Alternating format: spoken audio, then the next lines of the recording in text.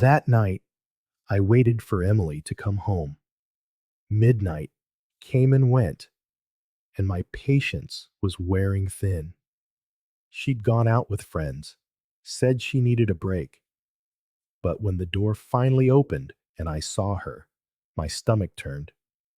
Her hair was a mess, as if she'd walked through a hurricane. Her clothes were torn at the edges, hanging loosely off her frame. And then there was something else, something I couldn't ignore. The faint but unmistakable dampness on her inner thighs. The air around her smelled of cologne, not hers and not mine. The scent of a stranger. I helped her to bed after cleaning her up. What happened? I asked, trying to sound calm, trying to believe there was an explanation. But her eyes, glazed and lost, couldn't meet mine. She mumbled through an alcoholic haze, words that tightened a knot in my chest. It meant nothing. It was just one time. Her words hit me harder than any physical blow ever could. For what? I wanted to scream. I wanted to demand answers. But I couldn't. Not with her in that state. I swallowed the lump in my throat, pulled the covers over her, and left the room. My heart told me to wait, but my gut was already whispering the truth. Something had happened. Something I wasn't sure I could ever forgive. The next morning, when the alcohol had worn off, I would have my answers. And I had a feeling I wasn't ready for what I was about to hear. The confrontation and the proof. The next morning is when reality hits you like a tidal wave. Emily woke with a groan, clutching her head as if it might split open. I heard her shuffling around the room, probably trying to piece together the fragments of the night before. I was already in the kitchen, sitting in silence, staring at the proof I could no longer deny. I had been awake for hours. Sleep wasn't an option. My mind kept replaying her slurred words, the smell of the cologne, the things I had seen. I needed answers, but more than that, I needed the truth. She walked in, still in last night's crumpled clothes, her eyes red and weary. She looked at me, confused, until she saw the photos on the table. There they were, right in front of me. Undeniable proof. A close-up of the stains on her dress and a faint but visible handprint near her waist. I had taken those pictures the night before. I wasn't trying to be cruel. I just I needed to document something my mind couldn't yet process. Do you remember what you did last night? I asked, my voice trembling, not with anger, but with the ache in my chest. Her face crumbled, and in her eyes, I saw it all. The panic, the guilt, the dawning realization. She didn't have to ask what I was talking about. Emily fell apart, right there in the kitchen, her shoulders shaking as tears streamed down her face. "I am so sorry," she said, her voice choked. Her words felt sharp and cold. "A mistake," I cut her off. "You stumbled into that bar, got drunk, and let another man put his hands on you." She tried to explain, tried to use being drunk as a justification, but I wouldn't accept it. Her tears no longer moved me. They felt as empty as the excuses she was making. In that moment, I realized something. She wasn't just apologizing to me. She was trying to make herself feel better, and that was the part that hurt the most. She didn't truly understand what she had done to us, to our marriage. I couldn't listen anymore. I stood up, looked her in the eyes, and said, "I need some air." And I walked out, leaving her with the wreckage she had created. You can't just let something like this go. Not when your trust has been obliterated. Not when every fiber of your being is screaming for the truth. The hunt for answers. I tried. God knows I tried to push it out of my mind. But the questions kept eating at me from the inside. Who was he? Why her? And most of all, how long had this been going on? I started with what little Emily had given me. Her drunken confession was vague and disjointed, but it held enough clues for me to follow. The name, Adam, was all I needed to start digging. It didn't take long to find him. Social media makes it easy to connect the dots when you're motivated. Adam was exactly the type of person you'd expect. Handsome, successful. The kind of guy who knew how to turn on the charm to get what he wanted. But what caught my attention was something far worse. Emily followed him, and he followed her back. This wasn't random. He wasn't some stranger. They knew each other. Another detail I hadn't expected was that Adam was married. Not just married. He had children, a picture-perfect family on his Instagram feed, vacations, birthday parties, cozy Sunday mornings at home. He seemed like the kind of man who had everything. But then again, so did I. And look where that got me. The more I looked, the more things started to make sense. I needed to know how deep this went. Emily's phone became my next target. She didn't know I was watching, but I had to know everything. Late, late at night, while she slept, I unlocked it. That's when I saw the messages. Short, casual, but damning. Adam knew she would be at the bar that night. They had talked about it. A few light exchanges. Just enough to set the stage. He showed up because he knew she would be there. It wasn't a coincidence. It was arranged. My hands were shaking as I read the exchange. It wasn't long, but it didn't need to be. It was all there, clear as day. The proof that this wasn't just a drunken mistake. It was planned. Maybe not in so many words, but it was clear they both knew what they were doing that night. Justice and the consequences. I made a decision. I was going to make sure his wife knew the truth. She deserved to know what kind of man she was married to, and when I was done with him, I would turn my attention back to my wife. The divorce papers were already being drafted. I just needed closure before I walked away. I had the name, I had the proof, and now I had a plan. This wasn't revenge, it was justice. If my marriage was going to crumble, so was his. I hesitated before telling his wife, Charlotte. Some would say it was none of my business, but I disagreed. She deserved the truth, just as I did. So, I reached out. It wasn't easy. I crafted my message carefully, explaining I needed to speak with her about something important.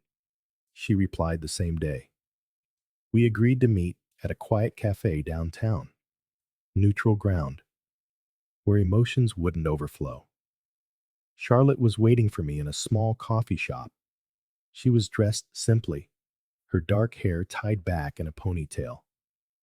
She looked confused, maybe a little nervous, but she smiled politely when I introduced myself. I could see the love in her eyes when she mentioned Adam's name. That made this even harder. I didn't beat around the bush. I told her why I was there. Your husband had an affair with my wife. Her smile vanished, replaced by a look of pure shock. Her hand trembled as she set down her coffee cup. For a moment, she said nothing, just stared at me as if she couldn't believe the words coming out of my mouth. I pulled the evidence from my bag, the photos, the screenshots of their conversation, and a secret recording I'd made of my wife's confession where she mentioned his name.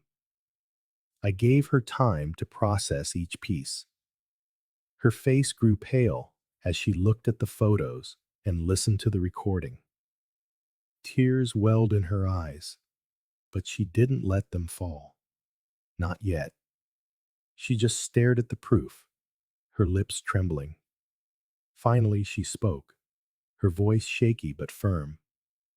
"Thank you for telling me." I nodded and stood to leave. There was nothing more to be said. As I walked out of that cafe, I felt a strange mix of emotions: anger, relief, even guilt. Whatever Adam and Charlotte did next was no longer my concern. My focus was on taking back control of my own life, and that meant leaving Emily and everything we were behind. The scars and the peace. After that night, the house felt different. Emily wasn't the same either. I could see the weight of her guilt in her eyes. She tried everything to fix what she had broken. First came the tears. She cried every day, begging me to talk, to let her explain, to give her another chance. She said she would do anything: couples counseling, individual therapy, whatever I wanted. But every time I looked at her, all I could see was the shadow of what she had done. She started leaving me notes, little scraps of paper tucked into my jacket pockets or left on my pillow. "I love you. I will never hurt you again. Please don't give up on us." At first, I read them. Then I stopped. She cooked my favorite dinner every night. I couldn't bring myself to sit at the same table with her, pretending everything was fine. It wasn't. A part of me wanted to believe her, wanted to forgive. For years, we had built a life together, a life I thought was solid. But now I couldn't unsee what I had seen, or undo the knot in my stomach every time I thought of her with someone else. She hadn't just betrayed me, she had destroyed the trust I had in her, the respect we had built. One night, she cornered me in the living room. Her eyes were swollen from crying, her voice hoarse. "Please, John," she whispered, "I love you. I will do anything to fix this." I finally looked at her and said, "I don't believe you." My words hit her like a slap. She sank to the floor, sobbing, clutching her chest as if in physical pain. And maybe she was. Maybe she was finally feeling a fraction of the pain she had caused me. For days, Emily and I lived in a house that felt more like a battlefield after a war. No shouting, no noise. Just the unbearable weight of what she had done hanging in the air. I had hoped, even a little, that the quiet might bring clarity, that maybe we could fix what was broken. But deep down, I already knew the truth. Some things can't be repaired. I spent those days tying up loose ends, organizing bank accounts, reviewing documents, preparing for the inevitable. I thought about every moment we had shared, the good and the bad, and I wondered if it was enough to make me stay. The end and the new beginning. That morning, I walked into the living room where Emily was sitting, staring at the floor as if it held the answers. She looked up when she heard me, her eyes puffy from days of crying, her face pale and desperate. I had the papers in my hand, and for a moment I hesitated. Not because I doubted my decision, but because I knew this was the moment it would all truly be over. "You made your decision that night," I said, my voice calm but firm. "This is mine." I placed the papers on the table in front of her. The words struck her like a physical blow. I could see the way her whole body flinched, the way her lips trembled as she reached for them. John, no, please, she whispered, her voice breaking. We can fix this. I'll do anything. She fell to her knees, clutching my hand, sobbing so hard I thought she might choke. Don't do this, she begged.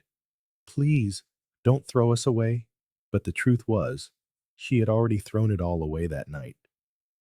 In a moment of selfishness, she had destroyed the trust we had built.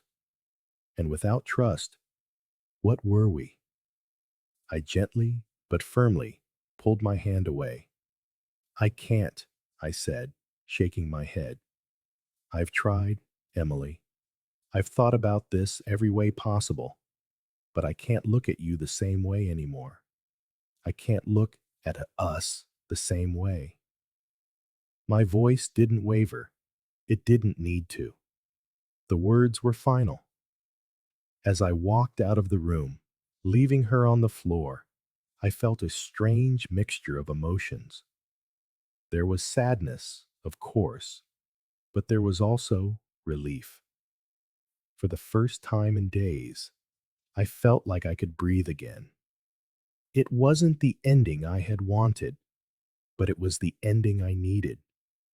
Some choices leave scars too deep to heal, and hers had done just that. It's strange how the end of something that once meant everything can feel so empty.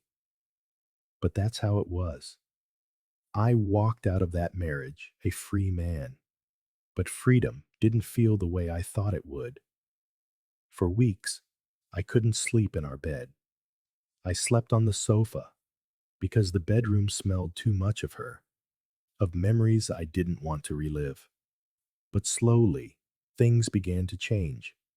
I stopped looking at the empty spaces she used to fill and started seeing possibilities. I bought new furniture, rearranged the living room, even painted the walls a different color. It was my way of saying, this is mine now. I wasn't just rebuilding a house, I was rebuilding myself. The cracks she left behind, the scars, they didn't disappear, but they started to ache a little less. And in their place, I found something I hadn't felt in years: peace. As for Emily, I don't know what happened to her after that. We stopped talking after the papers were signed, but I heard things. She tried to move on, but it wasn't easy. They say time heals all wounds, but I don't believe that's true. Time doesn't heal. It simply gives you the space to grow around the pain, to learn how to carry its weight. For me, that meant learning to be content in my own company. I'd rather spend my days in peace than in a marriage that served as a constant reminder of what was broken. As for Emily, I hope she finds a way to live with what she's done, not for my sake, but for her own. In the end, we both lost something precious. I lost the wife I thought I knew, and she lost everything she once had. But the difference is, I gained something in return. I found myself, and that was worth every agonizing step.